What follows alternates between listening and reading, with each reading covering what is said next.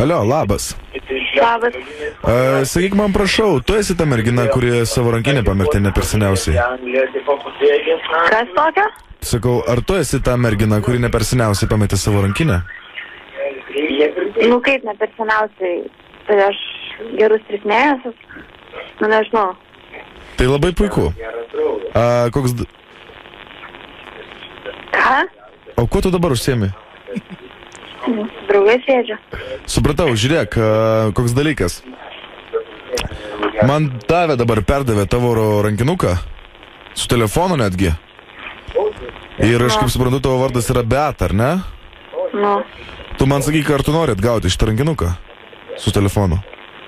Tai jeigu iš telefono ištrynė visus numerius ir viską, kas tenas yra, tai man jau nebereikia, ačiū. Ne, žinok, čia viskas yra. Tai man sakė, kad ištrynė.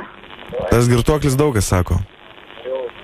Čia iš mūsų hebros, žinok, toksai pankas, iš tikrųjų kvailokas, biški bachūras yra ir jau seniausiai mes jiems sakėm, bet vat girtokliavom vakar pas jį namuose ir tiesiog pas jį kambarį guli, kaip už fetišo daiktas. Tiesiog aš pasiėmiau ir išsinešiau ir galvojau, šiandien vakare paskambinsiu, nes, nu, kažkaip tokių dalykų negali būti, aš žinau, kaip tu prastai jauties ir aš manau, tau reikėtų visai pagelbėti. Aš manau, tu nieko prieš, ar ne, kad aš taip darau? Nu, kaip ir jo. Kaip ir jo. Tai va, tai nežinau, tai galim, pavyzdžiui, rytoj laisvai susitikti kažkur tai prie džiazo tenai ir aš tau galėsiu perduot. Kur susitikti? Laisvai prie džiazo. Laisvai čia Kaune? Aha. Aš iš Vilniaus. Įdomi čia dabar. O tai keistokai, nes aš tai iš Kauno ir tavo rankinukas buvo Kaune visą laiką. Tai žinau, nes man sakė, jį tenais Kaune išmetė. Ai, vat kaip čia yra viskas. Ne, viskas yra tvarkoj. Aš supratau, tai tu į Kauną neatvažiuoji, ar ne, aš kaip suprantu? Ką? Tu į Kauną neatvažiuoji? Ne, aš vieną kartą nuvažiavau. Ir tau nepatiko? Ir nesėkmingai. Nu, būna. Aš į Vilnių planuoju su Hebra važiuoti pasilinksminti į Pačą savaitgalį. Galiu prigriebti ir galvoju, klausyk, mes kažkaip nelabai turim kur nakvoti, tai už tą vat paslaugą, kurią aš tau parvešiu rankinuką, gal tu suorganizuotum mum nakvynę? Nu, pas mane tai nėra kur nakvoti. O tavo draugai gal gali kas nors priimti? Nes mes planuojam ten ir likti Vilniui. Nu kaip, nežinau. Nežinai. O jeigu aš išsinuomosiu viešbutį, ar tu liksi su manim nakvoti? Nu, čia šiaip keistas pasiūlymas, nes, nu, aš nežinau, ką tu apie mane galvoju. Na, aš nieko blogo apie tave negalvoju, tu aš tikiuosi tu apie mane irgi. Nu, aš tavęs nepažįstu. Nu, matai, aš tavęs irgi. Bet galima visai paprastai susipažinti. Ar bet ne? Tai, tas, palauk, kaip jisai palauk? Neprisimenu dabar jo vardą. Jisai sakė šiaip tai, Pankas, kad... pavardė yra. Kas? Pankas. Tai kad ne jisai rado mano telefoną. Pravardėjo yra. Pankas. Na, aš tik vieną tokį pažįstu, bet tai, nu, gerai, tarkim. Nu.